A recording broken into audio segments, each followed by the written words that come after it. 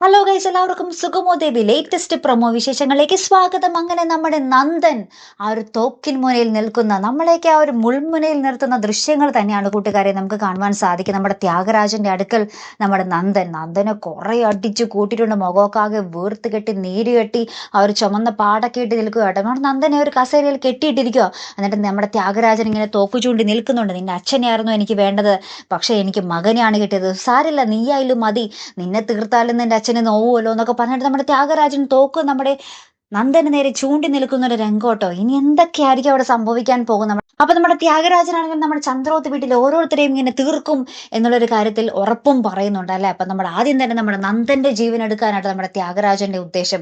അപ്പുറത്ത് നമ്മുടെ മുരളി അവിടെ വെച്ച് നടന്ന കാര്യങ്ങളൊക്കെ നമ്മുടെ ദേവിനോടും നമ്മുടെ ഗൗരിയോടും പറയുന്നുണ്ട്. അപ്പൊ ഇതൊക്കെ കേട്ടിട്ട് അവരും ആകെ ഞെട്ടി നിൽക്കുന്നുണ്ട്. അപ്പൊ നമ്മുടെ ദേവികയ്ക്കും ഗൗരിക്കൊക്കെ ഉറപ്പായി നമ്മുടെ ത്യാഗരാജനാണ് നമ്മുടെ നന്ദനെ കൊണ്ടുപോയിട്ടുള്ളത് എന്നുള്ള ഒരു കാര്യത്തിൽ കേട്ടോ.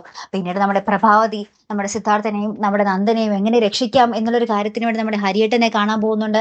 അവിടെയും ആകപ്പാടെ കുഴപ്പിക്കുന്ന രംഗങ്ങളുണ്ട്. ആകപ്പാടെ നമ്മുടെ സുഗമോദേവിയിൽ ഒരു സുഖവും ഇല്ലാത്തൊരു രംഗങ്ങൾ തന്നെയാട്ടോ സത്യം പറഞ്ഞാൽ ഇപ്പോൾ വന്നുകൊണ്ടിരിക്കുന്നത് അല്ലെ. നമ്മുടെ നന്ദൻ എന്തെങ്കിലും സംഭവിച്ചാൽ പിന്നെ ഒരു കഥയ്ക്ക് ഒരു മുന്നോട്ട് പോക്ക് ഉണ്ടോ പ്രേക്ഷകരെ? നമ്മുടെ പരമ്പരയിലെ നായകനല്ലേ നമ്മുടെ നന്ദൻ.